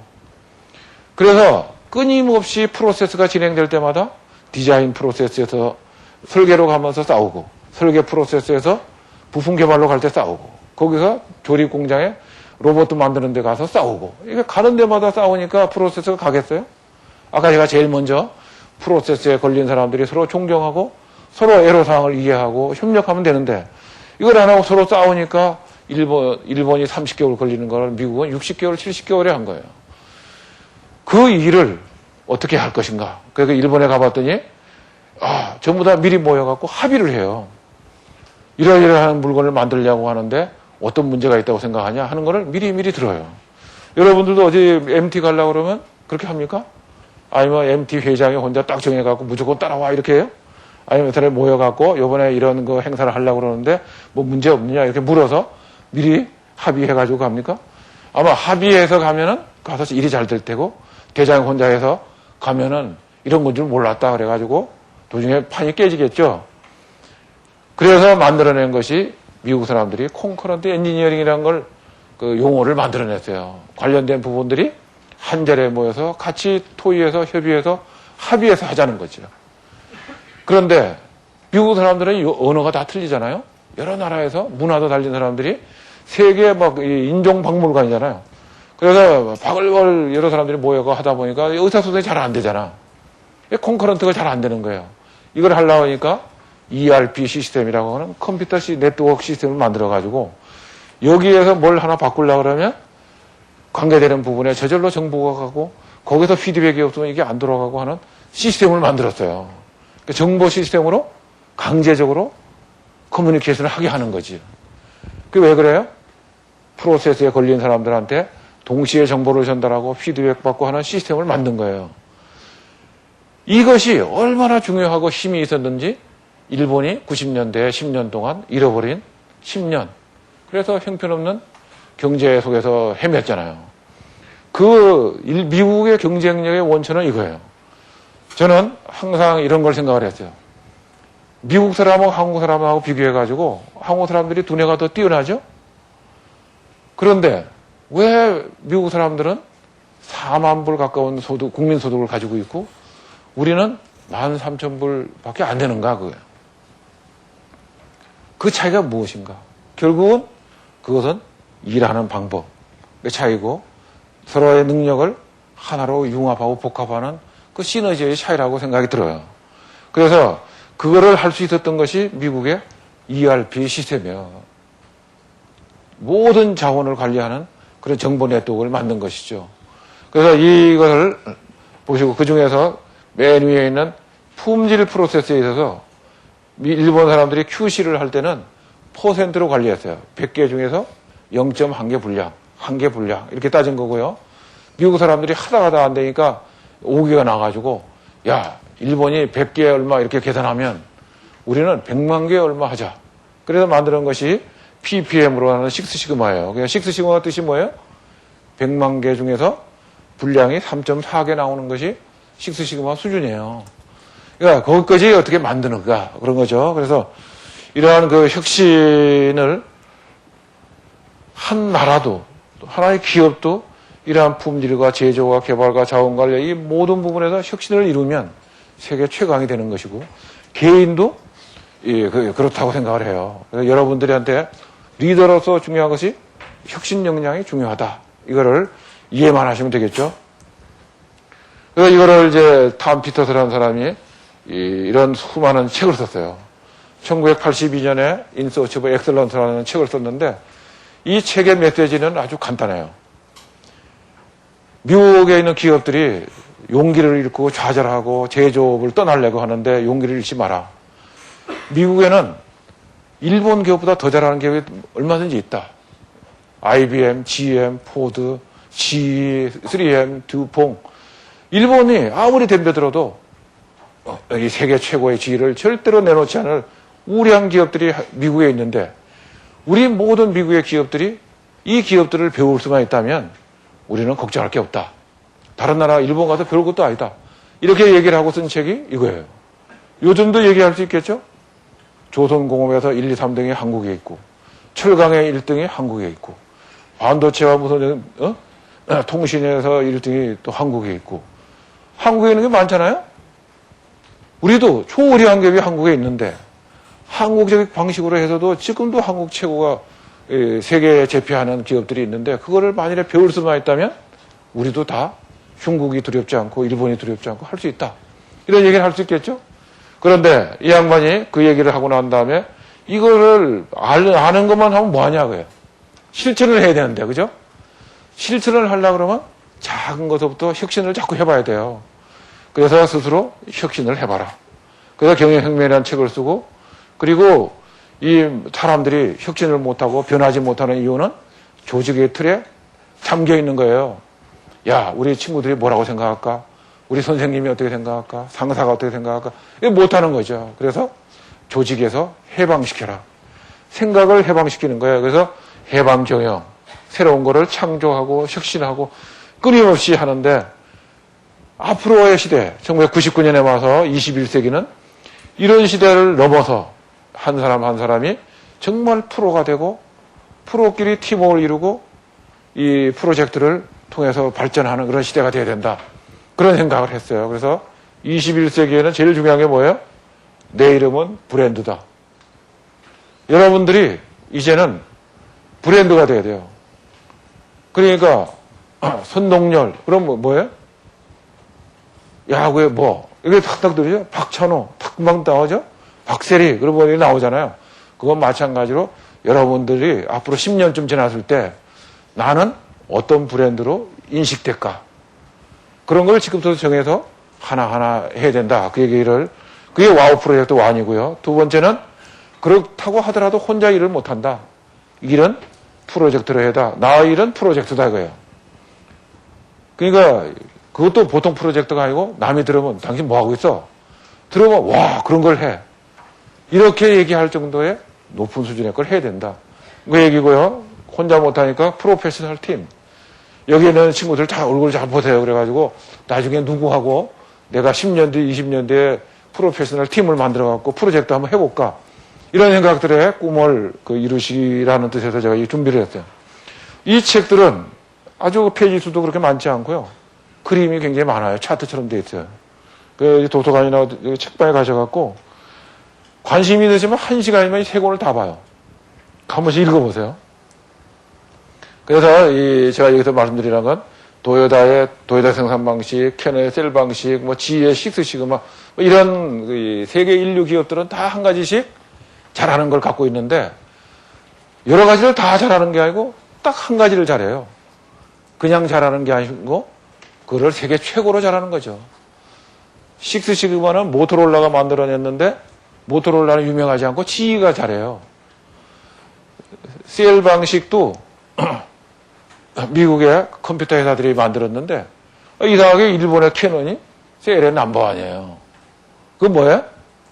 무엇을 하더라도 혼을 집어넣어서 세계 최고로 만들면 그것으로서 브랜드가 된다는 거예요. 그러니까 여러분들도 그런 지혜가 필요하다는 뜻이고요. 그 다음에 식스 시그마에 대한 것은 제가 이제 지금까지 조금 말씀을 드렸죠. 식스 시그마는 이 프로세스를 하는데 함께 협력하고 그 일을 해서 프로세스를 끌어올리기 위해서 만들어 나가는 것이다. 그런 생각을 하면 되고요. 그래서 이 모든 일을 하게 되면은 여러분들이 원하는 대로, 이건 이제 이런 많이 해봤죠? 유원지에 가가지고.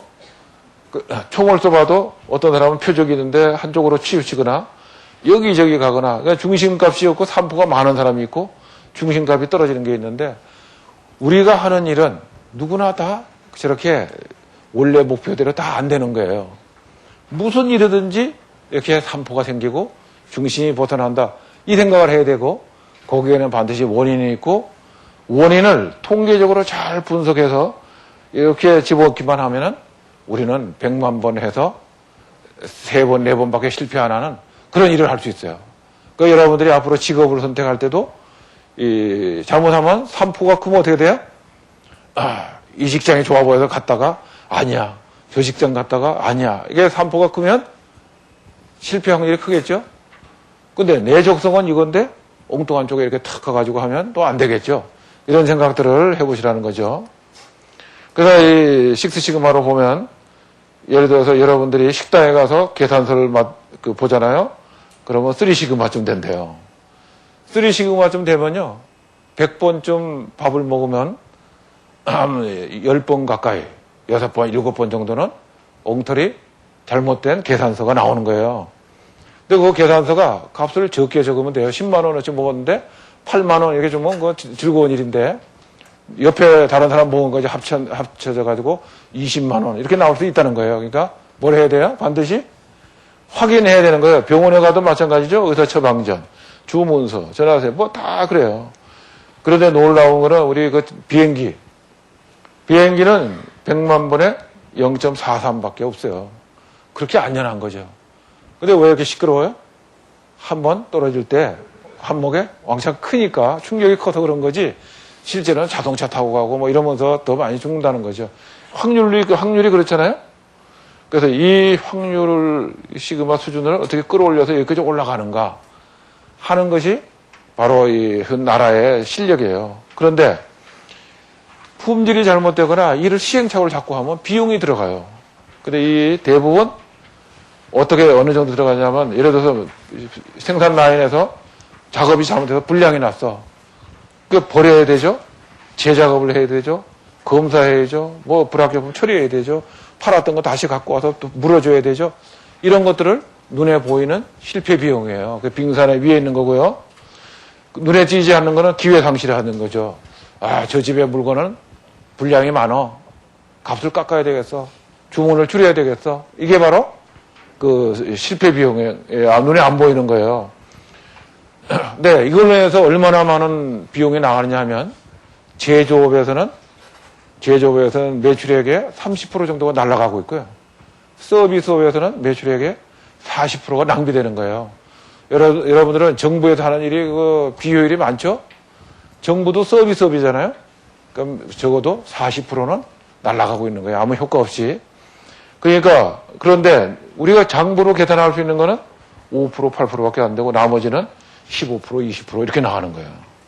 그러니까 여러분들은 시간을 쓸 때 여러분들은 서비스업 비슷한 게, 그죠? 공부하는 것도. 그러니까 어떻게 하면 낭비 없이 정말 꼭 맞는 거를 잘 찾아서 할까? 사실 여러분들이 CEO 특강을 듣는 이유도 그런 걸 거예요. 어떤 분야로 어떻게 해서 가장 내 인생을, 내 시간을 가장 효율적으로 쓰고 내 미래에 그 훌륭한 인재가 될까? 그런 거 아닙니까? 그래서 뭐 이거는 비용은 뭐 실패했다, 예방하는 비용, 평가 비용 뭐 이런 것들을 가지고 이것만 설명을 안 드리겠습니다. 미국하고 일본하고 한국 기업들이 어떻게 다른가? 이 비용이, 품질 비용이 한국 기업이 30%라면 미국은 20%라고 일본이 12%나요. 물론 지인은 일본 수준으로 이제 가 있죠. 일본보다 더 잘하고. 그러니까 이익이 8%, 10% 이렇게 차이 나는 거예요. 그러니까 미국 기업들이 그 승승장구하고 우리나라 많은 기업들이 그 어렵죠. 삼성전자 같으면 어디 가 있겠어요? 그 수준이 여기보다 더 앞서갈 정도로 열심히 하고 있는 거죠. 그러니까 이렇게 이쪽으로 많이 가 있는 회사들은 사는 것이고 옛날처럼 여기다 더 못하게 있는 나라들은, 기업들은 굉장히 어려운 거예요. 그러니까 여러분들이 기업을 선택을 하더라도 야, 어떻게 일하고 있는가, 무엇을 하고 있는가가 중요한 게 아니고 뭐가 중요해요? 어떻게 일하고 있는가 중요하고요. 그보다 더 중요한 건 뭐예요? 어떤 사장이 있고 어떤 사람들이 모이고 있는가, 그게 더 중요하겠죠? 여러분들의 선배 중에서 어떤 훌륭한 분이 일하고 있는가를 보면 그 회사가 장래성이 있는지 없는지도 알 거 아니에요, 그죠? 그걸 고르는데도 그거를 지혜를 쓸 수가 있어요. 근데 식스시그마라고 하는 거는 간단해요. CTQ라고 하는 거는 고객이 원하는 게 뭔가 하는 거를 아는 것이고, 그것을 그냥 말로 누가 뭘 원해 이렇게 하는 것이 아니고 몇 프로인가 몇 개인가 계산하고 데이터로 뽑는 거예요.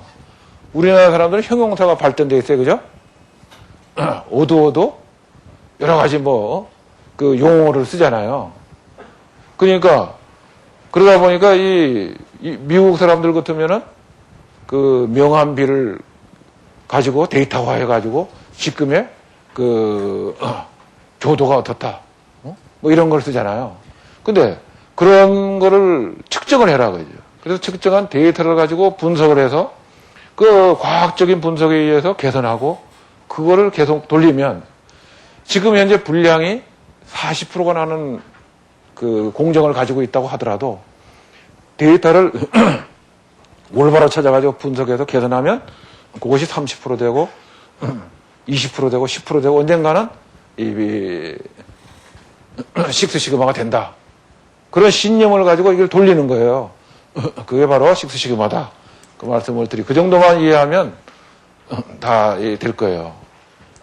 넘어가고요. 근데 이 식스시그마라고 하는 것은 우리 선조들이 벌써 했어요.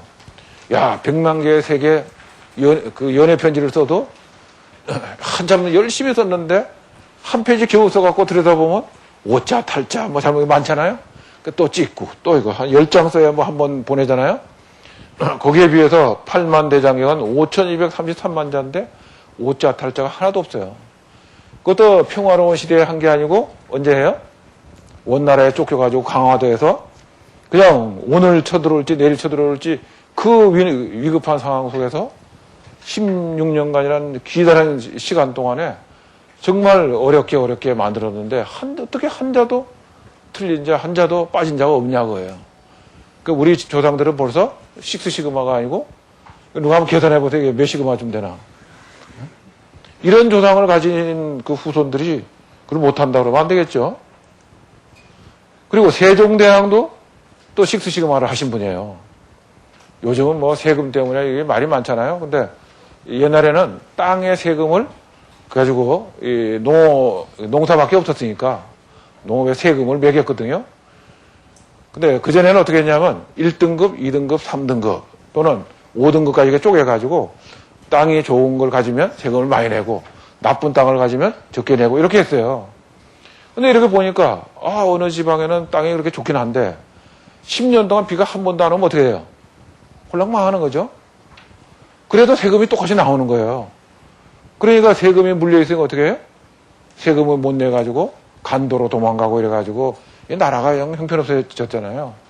그걸 보고 세종대왕이 해낸 게, 이 농사를 가장 좌우하는 것이 땅의 질도 있지만 강우량이다. 비 오는 양이다. 이 비 오는 양을 과학적으로 측정을 해가지고 거기에 비례해서 세금을 매기자. 그렇게 한 거예요. 그렇게 해서 고민을 하니까 뭐 온갖 짓을 다 했죠. 비가 그치면 즉시 나가가지고 땅을 파봐라. 그래서 물이 얼마나 많이 들어갔나? 그 깊이를 가지고 측정을 해서 세금을 매기자. 뭐 이런 거 했는데 땅마다 질이 틀리니까 중구난방이죠. 그래 고민하고 있으니까 그 세자가 있다가 연구를 해낸 게 이거 그릇에다가 받으면 되겠네요. 그러니까 치국이 간단하잖아요. 뭐 그릇 갖다 내놓으면 받는 건데 그 생각이 전 세계 어느 나라보다 200년이나 앞서서 치국이를 만들었는데 왜 만들었어요? 세금을 통계에 의해서 과학적으로 받으려고. 그게 뭐예요? 식스 시그마잖아요. 그래 놓고도 그것도 모자라가지고 뭘 했어요? 이렇게 세법을 앞으로 고치려고 하는데 여러 농민들께서는 행복하십니까? 만족하십니까? 전국 20만 명이 넘는 사람들한테 일일이 물어가지고 만족도 조사 데이터에 의해 가지고 찬성이 많으면 하고 아니면 다시 하고 그렇게 한 거예요. 이것이 뭐예요? 우리 조상들은 그런 품질에 대한 인식, 통계에 대한 인식, 과학적으로 관리하는 인식이 있었는데 우리가 그 사이에 한 100여 년 동안 이 전쟁터에서 시달리다 보니까 잊어버린 거를 다시 하자. 그게 뭐예요? 그게 바로 식스 시그마다. 이렇게 이해를 하시고 앞으로 여러분들이 식스 시그마를 공부해서 내가 그린벨트 좀 그 기본 걸 가지고 있다, 공부했다 그러면 회사에서 입사시험 면접시험 볼 때 월등히 유리해요. 여기 물어보세요. 식스 시그마 공부해갖고 떨어진 사람 있나? 없을 거예요. 왜? 아직은 그렇게 배운 사람이 없거든요. 자, 그 다음에요. 기업이 원하는 인재. 그래서 지휘를 보면 80년대 전까지는 매니저 양성 코스, 그러니까 매니지먼트를 가르쳤어요. 그러다가 웰치가 들어가서 리더를 양성하기 시작했어요. 왜 그랬냐면 웰치가 회장이 돼가지고 내가 이제는 이 지휘를 세계 최고의 기업으로 키워야 되겠다고 열심히 노력하는데 매출도 늘지 않고 이익도 늘지 않는 거예요. 한 5년 동안 그냥 지지부진한 거예요. 그래서 고민을 얼마나 했겠어요. 이게 왜 그런가? 깨달았어요. 80년대에 들어오면서 변화가 빨라졌는데 이 변화의 시대에 관리만 열심히 하는 잘 챙기는 사람들만 앉아갖고는 변화를 따라가지 못하니까 성장을 못하는 거예요. 안 되겠다. 이제는 변화를 적극적으로 대응하고 창출할 수 있는 리더를 키우자. 그래서 리더십 양성센터를 만들었고 그 리더십 양성센터에 의해서 만들어진 인재들이 오늘날 지휘를 세계 최강으로 만든 거예요. 부침도 없어요. 그죠? 끊임없이 올라가죠. 그죠? 끊임없이. 그리고 지휘에 있다가 나온 사람들은 다 다른 회사에 옮겨도 직위가 2단계, 3단계 올라가고 급여도 막 뛰고 그게 뭐예요? 지휘에 있는 사람들은 그만한 역량이 있다. 변화의 리더십이 있다. 이런 사람들을 모셔오면 회사가 바뀐다. 이런 걸 갖고 있는 거예요. 그죠? 여러분들도 그런 역량을 키울 뿐만이 아니고 그런 거를 배울 수 있는 조직이 어딘가. 어느 회사에 가면 그런 것들을 배워서 나중에 내가 뭘 하더라도 될까. 이런 생각을 해보시면 되겠죠. 근데 도요타를 가봤더니 이거 세계 최강의 자동차 회사잖아요.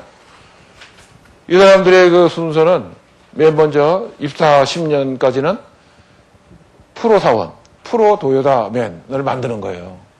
도요타맨이 뭐예요? 한 분야의 전문 능력은 확실하게 가져야 된다. 그죠? 한 분야의 전공 분야는 확실하게 하고, 그 다음에는 과제화를 해서 문제를 해결할 수 있는 그런 능력이 있어야 된다. 그래요. 주어진 문제를 푸는 사람이 아니고, 문제를 스스로 이것이 문제구나 찾아가지고, 그 문제를 이렇게 풀어야 되겠다고 하는 해결 능력을 가진 사람을 얘기하는 거예요. 야, 그거 회사에 들어가 배워야 되겠네. 가 아니고, 여러분들이 동창들 간에 한 반에서 무슨 일을 하든지 간에 거기에 어떤 문제가 생겼을 때, 어려운 일이 생겼을 때 적극적으로 나서갖고 내가 한번 풀어보겠다. 그러니까 자꾸 해보세요. 작은 걸 많이 성공한 사람들이 큰 걸 성공하지 처음부터 큰 거 잘하는 사람이 없어요. 그죠? 그 여기 보시면 이 문제 해결, 그래 비전을 왜 그 과제를 풀어야 되는가 하는 비전이 있고, 그 다음에 끌고 나갈 리더십이 필요하고, 과제를 설정하고, 그죠? 시나리오 책정하고, 이 논리적인 사고, 문제 해결 이런 것들을 갖춰야 된다는 것이고, 그 외에 여기 보시면 커뮤니케이션하고 사람 키우고 이런 거잖아요. 그런 능력을 가지고 올라오면 앞으로 도요타의 프로 사원으로 인정을 해준다 그래요.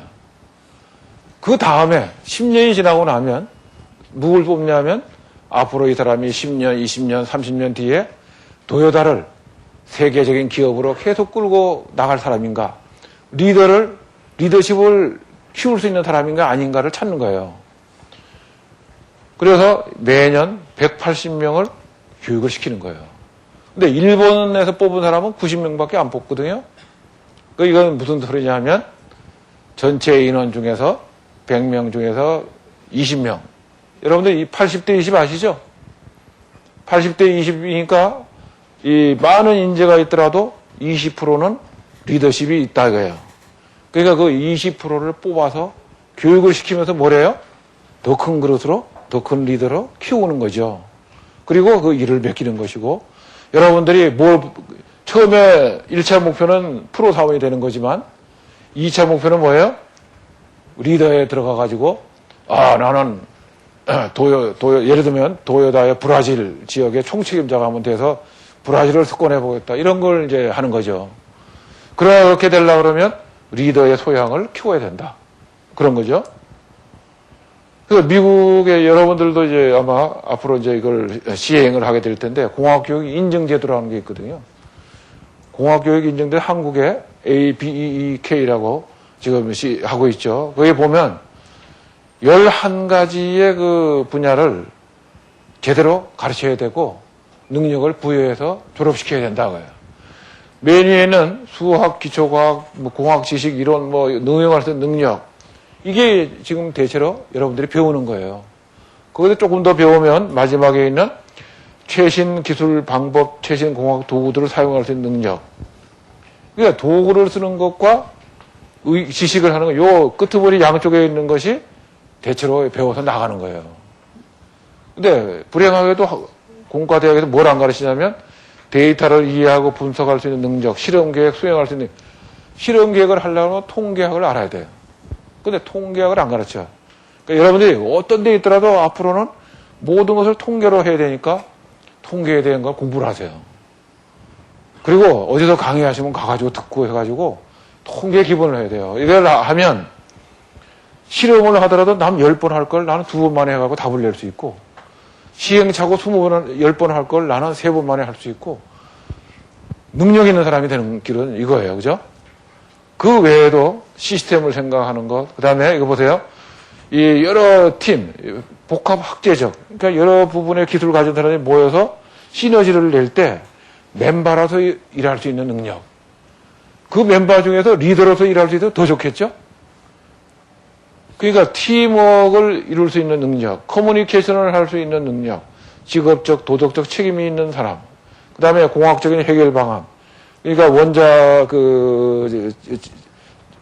폐기물들을 처리한 것을 어떻게 처리하는, 그것이 어떤 사회적 영향을 끼치고 그것이 어떻게 하는 게 좋은가 이런 것들까지 생각할 수 있는 능력.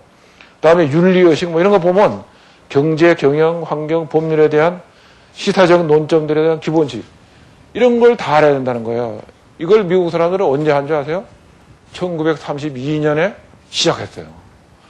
미국이 오늘날 세계를 제패하는 그 원동력은 이렇게 균형 잡힌 이런 어느 부분에나 단순한 전문 지식을 가진 사람이 아니고 그것을 사회 전체 경제 사회 발전에 응용하고 활용할 수 있는 안목을 가지고 경험을 가진 사람을 키워낸 거예요.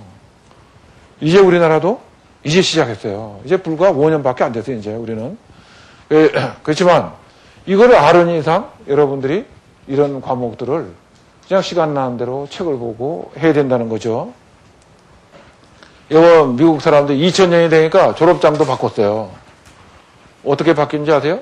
이쪽에는 학점이 얼마 이렇게 바꿨어요. 여기는 뭘 해봤다, 할 수 있다. 그게 뭐가 달라졌나? 보면 옛날에 사람들은 뭐 아는 게 많다, IQ 높다, 팀플레이, 이거 따라 하는 거예요. 남이 하는 대로. 끈기 있고 뭐 시키는 건 잘하죠. 말 잘 듣고 눈치. 이제 그런 사람이 필요 없다는 거예요. 학습, 평생 학습. 끊임없이 새로운 걸 습득하고 새로운 걸 응용할 수 있는 능력이 있고 창의력이 있어야죠. 눈높이도 있어야죠. 말을 잘하는 게 그냥 듣기 좋게 잘한다는 뜻이 아니고 자기의 의사표시를 제대로 할 수 있는 프레젠테이션 능력이 있다 그거예요. 커뮤니케이션 능력. 그 다음에 팀워크. 남과 함께 하는 거에 따라하는 게 아니고 그죠? 순발력이 있고 스스로 책임이 있고 이렇게 바뀐 거예요. 그러니까 미국의 그 졸업장은 이 사람은 무엇을 해봤기 때문에 뭘 할 수 있다. 우리의 졸업장은 뭐예요? 무엇을 공부해서 학점이 얼마다. 다르죠? 배운 것을 갖고 실천할 수 있는 건 아니잖아요. 이제는 바뀐 거예요. 그죠? 그래서 이제는 회사에 들어오면 옛날에는 높은 사람이 되면 컨셉추얼 스킬이 필요하고 중간 간부 때는 휴먼 스킬이 필요하고 이제 테크니컬 스킬은 들어가서 몇 년 동안 이렇게 생각을 했는데 이제는 시대가 빨리 변하다 보니까 신입 사원 들어오자마자 이 능력 다 가진 사람들이 중시되는 거예요. 이제 시간이 없어요. 빨리 돌아가니까. 그죠? 그러니까 여러분들도 이 쉬운 책이라도 자꾸 읽어보시라. 그죠? 그래서 얼마 전에 제가 보니까 공부를 하려면 뭐 문사철 600권을 읽어야 된대요. 문사철 600권이 뭐냐니까. 문학서적 300권, 그 다음에 역사책 200권, 철학책 100권을 읽어야 사람 된다는 거예요. 야, 아무리 생각해봐도 600권, 그걸 철학책 100권 더 못 읽겠어요. 그죠? 그렇지만, 그런 생각을 가지고 다양한 거를 할 수 있는 그런 인재가 되라는 거예요. 그래서 이 기업에서 인재 양성하는 전략이 세 가지예요. 하나는 리더십을 끊임없이 발굴하는 거예요. 이 회사가 100년, 200년, 300년 가려고 그러면 어떻게 하면 이 조직에서 가장 훌륭한 리더십을 가진 인재를 발굴할 것인가? 그 사람을 끊임없이 발전시켜서 작은 조직에서 큰 조직, 큰 조직에서 전사를 리드할 수 있도록 키워나갈 것인가? 그걸 리더십 파이프라인이라고 그러거든요. 따라서 소대장, 중대장, 대대장 이렇게 올라가듯이요. 기업에서도 그렇게 발전하는 거예요. 그래서 그런 그 리더십을 키워나가는 것. 그리고 글로벌 프로페셔널. 그러니까 그 리더십도 국내용 리더십이 아니고 전 세계 어디 나가든지 그 나라 사람들을 이해하고 끌고 나가는 리더십이 있나. 그런 것이 필요하겠죠? 그래서 여러분들도 야, 나는 이걸 어떻게 키울까? 그러니까 회사는 80대 20으로 항상 잘라요. 그죠? 항상 20% 안에 안 들어가면 찬밥이 되는 거예요. 그죠? 그러니까 여러분들이 이미 이 학교에 들어왔으면 벌써 우리나라에서 20% 안에 들어간 거죠. 20% 중에서도 이 상위에 올라 있는 거예요. 그죠? 그러니까 그런 사람들이 나가서도 회사에서도 전부 다 20% 안에 들어가셔야죠. 한 회사에 왕창 몰려가면 안 돼요. 그렇겠죠? 그래야 어디 가든지 다 위에 올라가야 되는데 어떻게 친구들끼리 다 올라갈 수 있겠어요. 사장짜리 하나뿐인데. 그리고 두 번째는 혁신 역량이에요. 끊임없이 변화의 시대에 변화를 끌고. 그래서 프로세스 혁신과 식스 시그마 얘기죠. 융합과 시너지, 커뮤니케이션 팀. 제가 드린 말씀들이 다 들어있어요. 그죠? 그런 생각을 해 주시라는 거고. 그리고 하나는 인재 역량. 그러니까 여러분들의 전문 역량을 어떻게 키우는가 하는 그 생각을 하시라는 거예요. 그죠? 그리고 맨 가운데는 아무리 이런 것들이 변해도 변하지 않는 가치가 있어야 돼요. 자기의 인생관, 회사로서는 회사의 가치가 있죠. 경영 철학이 있고 이념이 있지만 개개인한테는 뭐가 있어야 돼요? 내 인생관, 가치관 이런 것들이 확립이 되어 있어야 돼요. 그래서 문사철 600권도 뭘 뜻하는 거예요? 여러분들이 그런 핵심 가치를 가진 인재가 돼야 그래야 이 변함없이 이 훌륭한 리더가 되는 거예요. 그다음에 이제 문제 해결 능력 아까 이거 설명을 드리면 여러분들이 초등학교서부터 대학교 입학할 때까지 한 일이 뭐예요? 5 더하기 3은 얼마냐? 이것도 그냥 넣는 게 아니고 답 4개 놓고 동그라미 치시오. 이렇게 하니까 창의력이 나올 수가 없잖아요. 만일에 8이라는 답을 놓고 어떻게 할래? 그러면 수많은 답을 쓰겠죠. 채점하시는 선생님은 어렵지만 여러분들은 쉽잖아요. 그렇지만 그리고 아이디어가 나와요. 근데 만일에 회사에 들어가면 여러분들한테 이런 답을 주는 것도 아니에요. 여러분들 스스로의 목표를 세우고 그리고 방법도 찾는 거예요. 이명박 시장이 왜 유명합니까?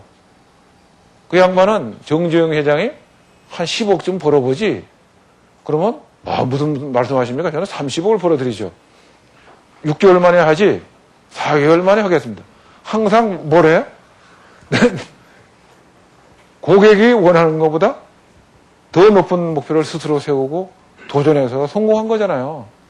물론 실패 안 했겠어요? 성공한 것만 했겠죠. 그렇잖아요. 그렇지만 뭐라 그랬어요?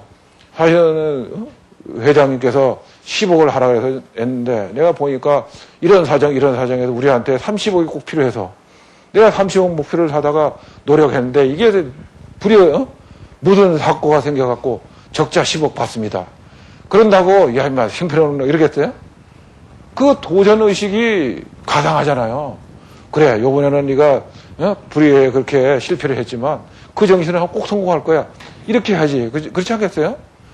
그것이 오늘날의 이명박 정신 아닙니까? 그래서 여러분들이 해야 될 거겠죠. 그러니까 그 다음에 이제 두 번째 말씀드릴 거는 혼자 할 수 있는 일이 없고 다 융합하고 해야 되죠. 그래서 융합하고 하려고 그러면 커뮤니케이션 능력이 필요하거든요. 그래서 제가 아까 잠깐 말씀드렸었는데 미국이 지금 GNI가 37,800불이에요. 미국 기업의 종업원들, 미국 기업의 사원들의 역량을 얼마나 쓰느냐 그러니까 대체로 20%좀 쓴대요. 그럼 미국 국민의 역량으로 확대 해석을 해가지고 20%를 써서 37,800불을 하면 우리는 14,000불인데요. GNI는 우리 국민이 미국 국민하고 역량이 똑같다고 치면 인정할 사람 아무도 없죠. 우리가 하는 산업에 잘하잖아요. 그래도 똑같다고 치셔도 우리는 7.5%밖에 활용을 못하고 있는 거예요. 회사에 일하는 사람들한테 당신은 당신의 역량을 마음껏 발휘하고 있습니까? 물었을 때 예, 100% 이런 사람이 있겠습니까? 아마 회사에서 뭐 조사한다고 오면은 그렇게 얘기하겠지만 술집에 가고 야 역량 제대로 쓰냐? 그러면 전부 다 아마 다 이렇게 얘기할 거예요. 그죠? 이거를 어떻게 하면 20% 30% 갖고 가냐 그거예요. 이걸 못하는 이유가 뭐냐면 미국 사람들은 어려서부터 요만할 때부터 배가 고프면 배가 고프다, 모르면 모른다, 아프면 아프다, 나는 뭘 안다, 배웠다 막 얘기하게 해놨어요. 그러니까 누가 무엇을 아는지 모르는지 그리고 누가 무슨 문제를 가지는지 다 알아요. 그러니까 활용이 돼. 여러분들도 그런 얘기 많이 들어봤죠? 아프면 병이 들면 광고해라. 내가 여기가 뭐 허리 뼈가 아파갖고 죽겠다. 그러면 막 선전을 하면 야, 내 3년 전에 내가 그거 아팠었는데 이렇게 고쳤어. 이런 선생님들이 나오잖아요. 그와 마찬가지로 어떤 조직에서도 아는 거를 다 얘기하고 어려운 거를 다 얘기하고 하면 반드시 역량을 서로 교류해서 힘을 나눌 수 있는 거예요. 그래서 여러분들 스스로 앞으로 결심을 하세요. 나는 무슨 일이든지 적극적으로 얘기하고 적극 참여하고 적극적으로 하겠다. 그렇게 해요. 그렇게 하시면 여러분 역량을 발현이 되고 역량이 키워지고 여러분들 역량을 써줄 기회가 생길 거예요. 그죠? 그리고 그렇게 하려고 그러면 이제 태도가 굉장히 중요해요. 진대재 장관이 뭐 영어 알파벳에다 1서부터 26 붙여갖고 숫자에 대응하는 숫자 더 하니까 100점 맞을짜리가 뭐냐 그랬더니 애티튜드라고 그랬죠? 보셨죠? 이게 사실 태도가 중요해요. 융합하고 시너지 하든. 그런데 그것은 어디서 나오느냐? 생각에서 나오거든요. 사고방식에서. 요거 계산해요. 요게 99예요. 99점. 99점인데 생각만 해갖고 안 되거든요. 뭘 해야 돼요? 1%? 실천을 해야죠. 실천을 보태면 된다. 그래서 제가 요거를 이 애티튜드가 생기려면 요놈 없이는 안 되는 거니까 여러분들의 사고력을 키우기 위해서 무엇을 하면 될까 열심히 생각을 하세요. 그래서 균형 잡힌 인재라고 하는 것은 이 세 가지예요. 선진 시민 정신, 아까 얘기했죠. 남의 꿈, 남의 존경을 먼저 해주고 그러면 남이 나를 도와서 나를 성공하게 한다는 선진 시민 정신, 성공에 대한 집념, 끊임없는 학습에 의해서 자기를 개발하는 것. 첫 번째 시민 정신은 이황 선생님이, 끊임없는 학습 사회는 율곡 선생님이, 그리고 성공에 대한 집념은 지금서부터 여기에 써 있어요. 그죠? 여러분들 IQ는 알겠는데 EQ, SQ 이거 책 많이 보셨죠? 삼성의 이병철 회장이 골프를 하는 거에 대해서 정주영 회장이 보고 쓴 글이 있어요. 그게 뭐라고 써 있냐면 한 번 잘못해서 실패 뭔가 목표를 달성 못하면 골프 칠 때 두 번을 실패를 안 하는 거예요. 그 다음에 만나면 반드시 그놈을 뜯어 고쳐갖고 성공을 하는 거예요. 그것을 성공에 대한 집념이에다. 그래서 성공을 하려고 그러면 분석해야죠. 데이터로. 식스시그마로 분석을 해서 야, 내가 공을 절로 이렇게 보내기로 했는데 왜 그 자리에서 그런 샷이 안 나왔을까? 그 분석하고 연습을 해서 그 다음에 만났을 때는 다시는 안 하는 거예요. 그게 뭐예요? 집념이죠. 그런 것들이 바로 성공에 대한 집념이 필요하다 그래요. 타고난 자질만 해서 소용없어요. 학습하고 경험하고 해야 되고 그 능력만 가지고 안 되죠. 의지, 꿈, 가치관 이런 것들이 있어야 돼요. 그 얘기를 여러분들이 여기 책들이 다 있으니까 한 번씩 읽어보시고요. 선진시민정신은 이태계 선생님이 4단 7정론을 얘기했어요. 근데 이거를 제대로 전파가 안 돼 있어. 그냥 이태계 선생님 그러면 이율고 선생님하고 헷갈려갖고 이가 태계인지 이황이 태계인지 이러다가 몇 년도에 탄생하셨나 뭐 이런 거만 하죠. 근데 사실은 4단은 측은지심, 사랑하는 마음, 자비로운 마음이고 수호지심, 자신의 그릇됨을 부끄러워하고 악을 미워하는 마음, 사양지심, 겸손한 마음, 남을 더 생각하고 사양할 줄 아는 마음, 시비지심, 옳고 그름을 가릴 줄 아는 마음. 야, 이거 들어보니까 아까 제가 처음에 말씀드렸던 만불의 사회에서 남의 꿈, 남의 존경하고 딱 같죠? 어떻게 이 시대에 이런 생각을 했을까요? 세종대왕께서 32년 동안 갈고 닦아서 우리나라를 엄청나게 잘 사는 나라를 만들었는데 거기에 편성해갖고 그 뒤에 왕들은 다 말아먹었어요. 그죠? 온 국민이. 이 망하지 않게 하려면 어떻게 되냐? 생각을 한 것이 이거 4단 7정론을 가르친 거예요. 이런 생각 가져라 좀. 부끄러운 것도 좀 알고 겸손도 알고. 우리나라도 이제 왜 만불에서 지금 10년째 헤매나? 4단 7정이 부족하다고 그러죠. 그죠?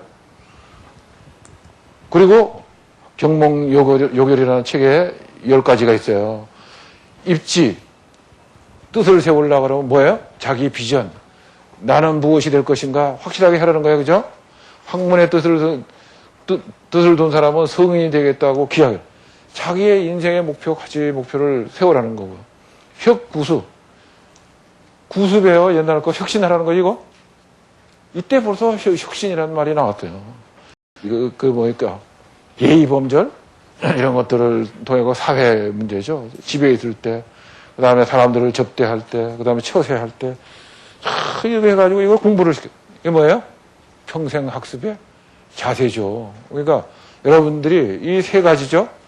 이 세 가지 예를 잊지 마시고 하시면은 균형 잡힌 인재가 될 거예요. 자, 그래서 이제 마지막 장입니다.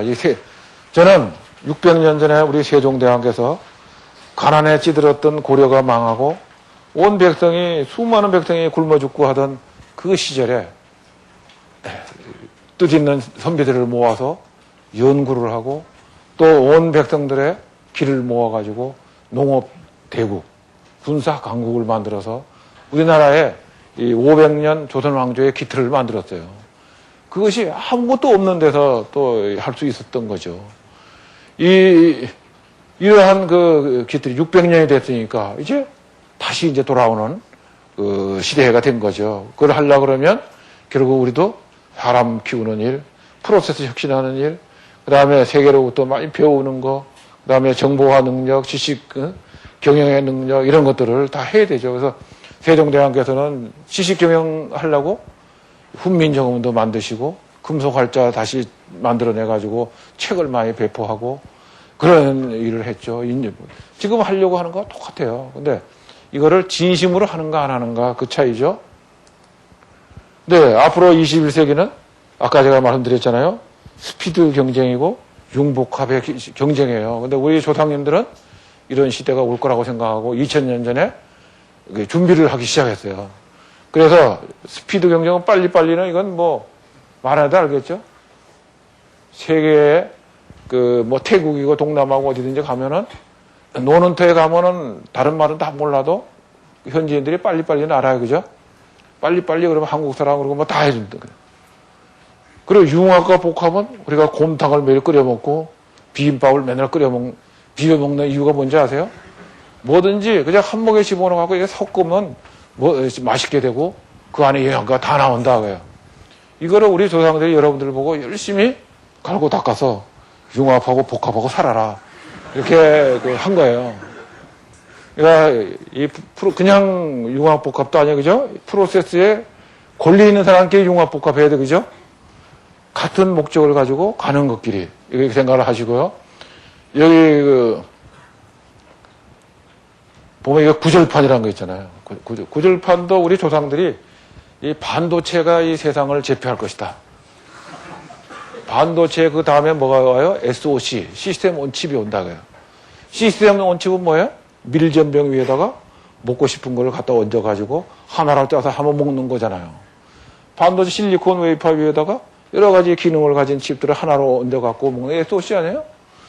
SOC 구절판 역사로 보면 2000년 됐더라고요. 그래서 우리나라 지금 최고의 세계 위치에 올라가 있는 산업을 보세요. 반도체, 잔줄무늬 청동고울은 2500년 전에 우리나라에서 이 동을, 주물을 부어갖고 만들었는데, 직경 21cm의 선이, 동심원이 얼마나 많이 13,300개 그려져 있어요. 그러면 선의 굵기와 간격은 미크론 단위예요. 그 시절에 미크론 단위를 동에다 그린 게 아니고 모래로 형태를 만들고 그 모래에다가 그림을 그려서 부어서 만들었단 말이에요. 지금도 안 돼, 저게. 그런데 삼성전자 반도체 기흥 공장 지으려고 그 땅을 팠더니 그 안에 이 형틀 공장이 나온 거예요. 그 우리 조상들이 공장 턱까지 미리 준비를 해가지고. 그러니까 이 반도체 1등 안 하면 안 되겠죠. 그 다음에 벽화, 그죠? 뭐 무덤에까지 그림 그려놨으니까 디스플레이 강국이죠, 우리가. 브라운관, PDP, LCD, 뭐, 한번 생각해보세요. 그게 어떻게 한국이 1등이 됐는지 불가사의하죠? 그 다음에 이거는 성덕대왕 신종 22톤인가 돼요. 그리고 철기 군단, 철제 갑옷, 고구려의 철기 군단, 뭐, 이거잖아요. 광개토 대왕이 뭐 그냥 이겼겠어요. 철기를 깔고 다니니까 이겼겠죠. 근데 그 철기가 있으니까 포항제철이 세계 최고예요, 지금. 그렇죠? 이제 해신 끝났죠? 장보고? 그 장관이 쓰면서 말이에요. 배를 잘 몰라요. 배 얘기가 나와야 돼요. 그 당시에 배를 만들어서 인도양까지 갈 수 있는 배를 만들 수 있는 기술은 우리밖에 없었어요. 머리가 좋으니까 이 통역이 가능해. 중국말, 일본말, 한국말 통역이. 우수한 두뇌 인력에다가 항해술을 갖추고 훌륭한 배가 있는데 그 얘기를 빼먹었어요. 그리고 이순신 장의 거북선도 그래서 조선 1, 2, 3등이 한국에 있어요. 그렇죠? 디지털 요새 잘하잖아요. 디지털이 남산에 올라가면 봉화대가 5개 있죠? 어느 거를 크느냐에 따라서 완제로예요. 그죠? 제주도에도 있다. 올레지기. 한 개 걸쳐놓으면 좀 이따 올 테니 좀 기다려라. 그거죠. 그죠? 그 완제로의 디지털 신호를 우리 조상님들은 다 이미 준비해서 한 거예요. 그러니까 여러분들도 이제부터 뭘 해야 돼요? 문사철 600권 중에서 역사철을 읽어야 돼요. 역사적으로 우리가 뭘 잘했나? 그걸 찾아서 우리 조상들이 그래서 남긴 게 뭔가 재현하면 그 세계 1등 되는 거예요. 요새 한류도 보니까 우리 중국의 사기에 나오는 게 있죠. 동이족 얘기할 때 꼭 나오는 게 있어요. 그 사람들은 흰 옷 입고 맨날 모여 앉아서 술 먹고 논다. 그러니까 얼마나 잘하겠어요. 그런데 그런 것들이 세계 인류 되는 거는 금방 안 돼요. 어떻게 해야 돼요? 목숨을 걸고 해요. 필사직생으로. 여러분들 때 안 하면 한번 생각해 보세요. 지금서부터 졸업하고 신입사원 돼갖고 한 5년 이내 그때 인생이 다 결정되는 거예요. 그때 남하고 싶은 거, 남 놀 거, 이렇게 해서는 안 돼요. 자기 능력 개발하고 비전 세우고 이렇게 해야 되죠. 이순신 장군의 명랑해전도잖아요. 12척밖에 안 남았는데 마지막 해전이 있는 바로 전날 장군들을 모아갖고 얘기했어요. 우리가 사는 길은 딱 하나뿐이다. 승리하는 길. 치면 일본어한테 죽고 도망가면 군법에 죽고 우리가 살 길은 이기는 길뿐이다. 그렇게 얘기했는데 그 12척을 착 막아놓고 있고 이제 북을 치면서 여기 왜군들이 오니까 북을 치면서 가자 그러고 하는데 이순신 장군 배만 여기 있고 나머지 11배는 여기 있어요. 그래서 일기에 써놨어요. 내가 내 생각에서는 배를 돌려서 가서 저놈 장수를 목을 치고 싶은데 내가 돌리면 저놈들이 내보다 먼저 돌려 도망가고 그러면 물길이 터져서 우리나라는 없다. 할 수 없이 북을 치면서 독전을 하고 싸웠어요. 근데 다행히 배 3척이 거꾸로 지니까 뒤에 있던 장군 2사람이 따라왔어요. 이순신 장군이 지면 도망가려고 그랬는데 보니까 이길 것 같거든요. 그래서 2사람은 따라와가지고 거기 가서 같이 싸워서 물리쳤는데 나머지는 어떻게 했어요? 나머지는 그냥 뒤에 있었죠. 나중은 뭐 그 다음에 어떻게 될는지는 역사책 읽어보세요. 어떻게 됐나. 그러니까 성공하는 사람은 외롭고 힘들더라도 그런 큰 목표를 세우고 끊임없이 해야 된다. 쉬운 일은 세상에 없다. 그 말씀을 드리고요. 그리고 이 말씀을 드리기 전에 우리 세상에 하나님이 사람들한테도 나라에도 이 기회를 3번 준대요. 그러니까 저는 오늘날 이 어려움은 3번째 위기를 가는 길이에요. 87년에 이 노사분규하면서 이제는 안 돼. 한국도 기술 혁신 역량을 키워야 돼. 이렇게 메시지를 줬는데 우리 몰랐어요. 그리고 그 IMF가 와서 또 이 많은 사람들이 요번에야말로 바꿔야 된다 그랬는데 많은 분들이 또 1년 반 만에 이제 뭐 됐잖아. 그러고 잊어먹었어요. 이제 북경 올림픽을 앞둔 2007년 또 10년 만에 또 한 번의 위기가 와요. 근데 저게 무슨 위기냐? 여러분들은 1988년에 우리가 올림픽을 하고 난 다음에 아까 제가 말씀드린 세계 인류가 된 기업들이 그때서부터 기가 살아가지고 기세등등하게 세계 시장에서 일본 제품들 다 물리쳤어요. 그 바람에 일본이 힘들어졌잖아요. 2008년 올림픽이 끝나고 나면 중국 사람들이 얼마나 기세등등할지 뻔히 보이잖아요. 그 기세등등할 때 그것을 당당하게 맞서서 이길 수 있는 힘이 우리한테 있어야 돼요. 그러니까 시간이 아마 이렇게 많지 않겠죠? 한 5년? 그렇겠죠? 앞으로 남은 것이 그렇게 많지 않은 것 있잖아요. 기세등등하다고 뭐 금방 잘 되겠어요. 그러니까 그것도 몇 년 걸린다고 치면 기르면 아마 한 7, 8년. 그 사이에 우리는 완전히 바꿔서 중국이 어떻게 오더라도 물리칠 수 있는 힘을 키워야 되는데 그 힘은 어디서 나와야 돼요? 결국 대학에서 나와야 되고 여러분들 같은 인재들의 그 의식 그리고 여러분들의 이 전략적 사고 그리고 여러분들의 열정 이런 데서 나와야 된다고 생각을 해요.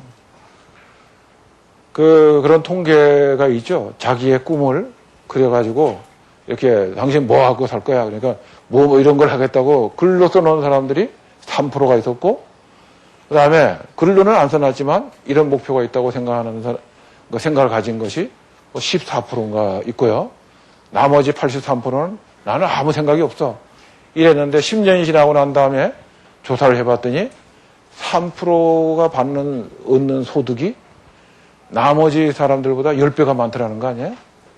그리고 써놓지는 않더라도 생각이라도 하고 있었던 사람들은 나머지 사람들보다도 소득이 2배가 많더라는 거죠. 그러니까 여러분들도 항상 써보세요. 여러분들 대학 입시학까지는 썼죠? 3당 4락, 뭐, 언제까지 필승, 뭐, 도전, 뭐, 온갖 써서가지고 공부했잖아요. 그런데 왜 들어오고 난 다음에 다 잊어먹고 안 쓰세요? 여러분도 오늘 당장 돌아가시면서 써놓고, 뭐, 쓰기 싫으면은 모습을 그리세요. 이 화보 같은 데 찾아갖고, 나 이런 사람이 될 거야. 그게 어떤 사람이 좋죠? 뭐, 난 시인이 될 거야. 유명한 시인을 갖다 붙여놓고, 나 이런 집에 살고 싶어. 그러면 이거 집도 갖다 붙여놓고.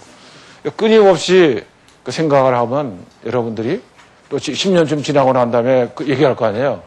야, 그때 아무것도 안 써붙인 사람보다 내가 10배쯤 벌었어. 그래서 제가 10년 뒤에 여러분들한테 연락을 해가지고, 그때 써가지고, 그 돈을 많이 버신 분은 저한테 5%만 로열티를 내시면 되니까, 이렇게 부탁을 드리고, 여러분들한테 두서없이 말씀을 드렸는데, 결국 우리는 이제 이 선진국으로 가느냐 못 가느냐 하는 위기의 순간에 서 있고, 그걸 극복하는 길은 여러분들이 어떻게 훌륭한 리더로 잘하고, 그리고 혁신 역량을 우리 모두가 갖고 하나 달려있다. 이런 말씀을 드리면서 제 얘기를 끝내도록 하겠습니다. 감사합니다.